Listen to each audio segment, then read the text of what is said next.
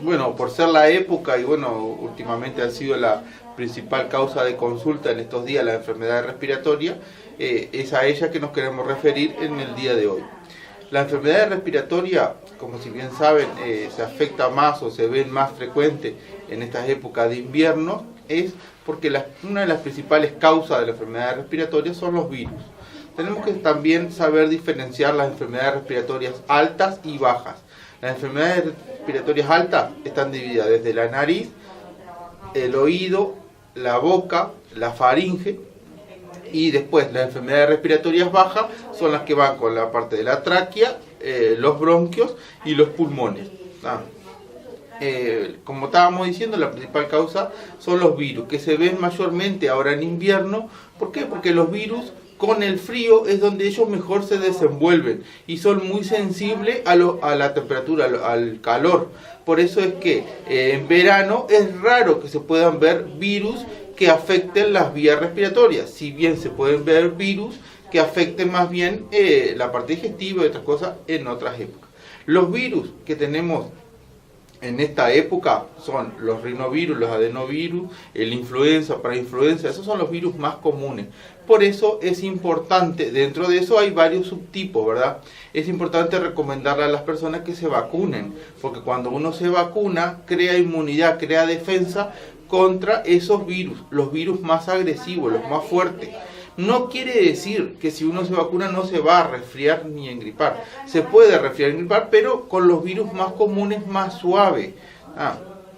¿Por qué? Porque los virus, mayormente su carga genética, su información, son ARN. Entonces, ¿qué hace? Que muten, que cambien muy fácilmente. Un virus, cuando nosotros nos enfermamos, nos resfriamos, nos engripamos contra un virus, el organismo crea resistencia, crea defensa contra ese tipo de virus. Por eso puede ser que una persona esté resfriada en la familia y los demás no. ¿Por qué? Porque ya las otras personas ya se han expuesto a esos virus.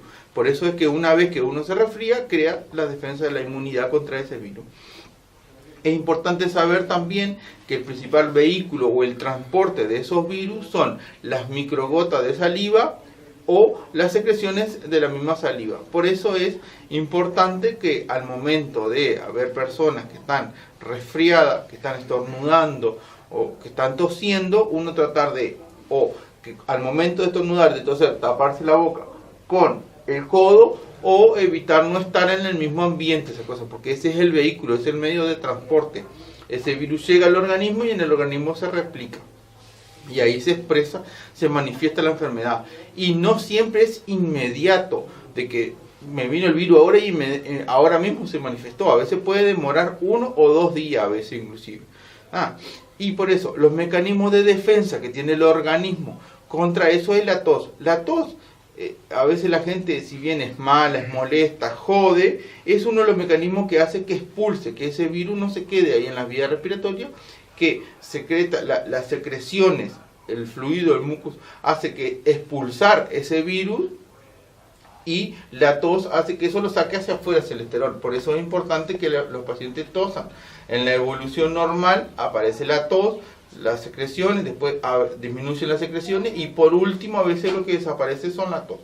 La fiebre es el otro mecanismo de defensa. El calor, como estábamos diciendo, los virus son más sensibles a la temperatura. El aumento de la temperatura mata al virus, la temperatura interna, la fiebre del organismo mata al virus, es uno de los mecanismos de defensa. Tos y fiebre es lo más común que tenemos en la enfermedad respiratoria de ahora. Después puede haber algunas enfermedades que son bacterianas, y esas bacterianas son las enfermedades más escasas, pero son las que a veces requieren antibióticos, pero la mayoría son virales. Y para los cuadros virales lo que necesitamos son medidas generales, como mejorar la ventilación, respirar tranquilo, ingerir bastante líquido, si está frío, más bien líquidos calientes, no en exceso, sino que en una temperatura acorde para ingerirlos, y bueno, y después cuidarse de eso. Es importante lavarse las manos y no estar con las manos tocándose la boca ni la garganta, porque a veces los virus viajan por las microgotas de saliva, pero las partes duras, como puede ser acero inoxidable o plástico, pueden durar a veces hasta un día el virus. Y después uno viene, toca, se contagia y después lo mismo. En el papel y en la tela dura un poco menos a veces, que son horas. Pero bueno, por eso es importante también cada vez que uno va a tocar o va a procesar, lavarse bien las manos con agua y jabón. Y el otro antiséptico que a veces tenemos más a mano es el alcohol gel. Es importante usarlo cuando tenemos las manos limpias. Pero lo importante acá es lavarse las manos con bastante agua y jabón. ¿Ya? Y después, ante síntomas como tos excesiva, secreciones, falta de aire y alguna otra fiebre, otras cosas que uno se sienta mal, decaimiento, mialgia, artritis, todas esas cosas, es importante que consulten. ¿Tá? Es importante también saber los antecedentes que tiene cada persona, porque una persona con enfermedades respiratorias previas, como puede ser la bronquitis, la EPOC, enfisema u otras patologías, son muy susceptibles ahora a estos otros virus, a estas otras enfermedades, y bueno, y esas cosas pueden ser que lo descompensen ahora de esas otras enfermedades. Una de las cosas que nosotros hacemos, por ejemplo, y tenemos acá para atenderlo, es, por ejemplo, nebulizar a los pacientes o aportarle oxígeno, en el caso que lo requieran, ¿verdad? Por ejemplo, acá tenemos a una señora que hoy se nos prestó como para ayudarnos y mostrar.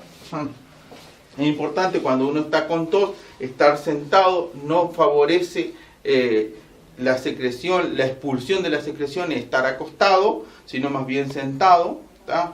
Si bien uno se siente mal, tiene decaimiento, todas esas cosas, lo más que uno pueda estar sentado, mejor. Y después, si está muy agitado, con falta de aire, lo que sea, uno trata de aportarle oxígeno, porque esto hace que la persona se reponga, ventile mejor, y eso hace que su mecanismo de defensa aumente contra esa patología.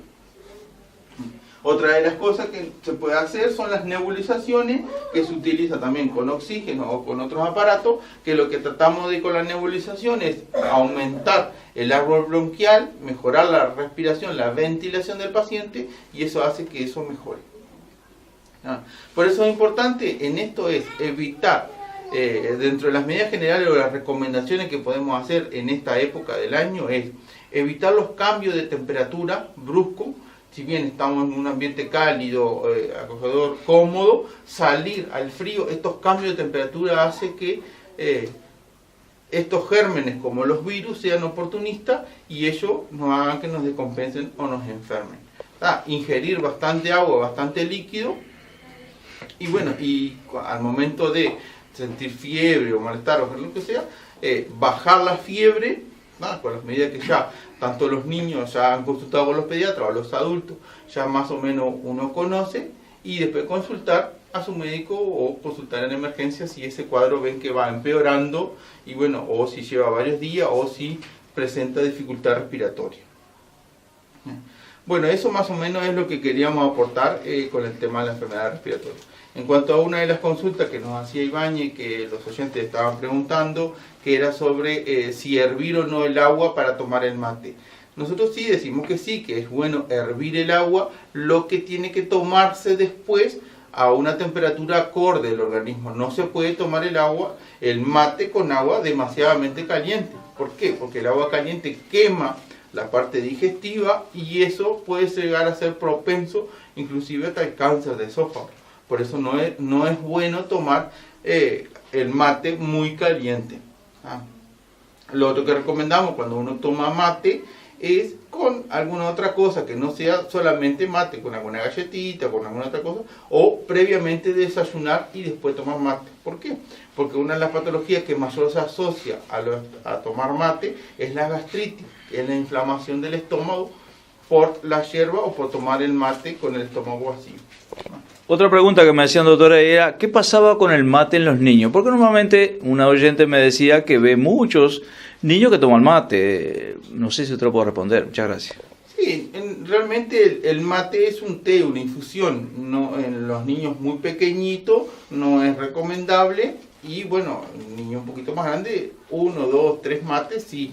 Lo que no es bueno es que tengan un hábito de tomar o que sustituyan tomar mate por la alimentación, por el desayuno, por la merienda, por esas otras cosas. Pero sí es bueno tomar Más que todo en esto lo que resaltamos es tomar líquidos. Y recordemos que una persona debería de tomar alrededor de 3 a 4 litros de agua por día, independientemente del mate o de lo que uno come. Eso es lo ideal. Pensemos que a veces, si no llegamos a tomar esa cantidad, empecemos de a poco ir aumentando esa cantidad de agua. Tomar agua es importantísimo y de lo que estábamos hablando, estimula uno de los sistemas de defensa contra los virus. Por eso también es importante ingerir bastante líquido con la enfermedad respiratoria, para evitar la enfermedad respiratoria. Muy bien. Despídase, hermano. Bueno, muchísimas gracias y bueno, lo esperamos dentro de unos días con otra nueva, y cualquier inquietud que tenga se la transmite en Ibañez y ahí podemos seguir conversando y hablando. Muchas gracias.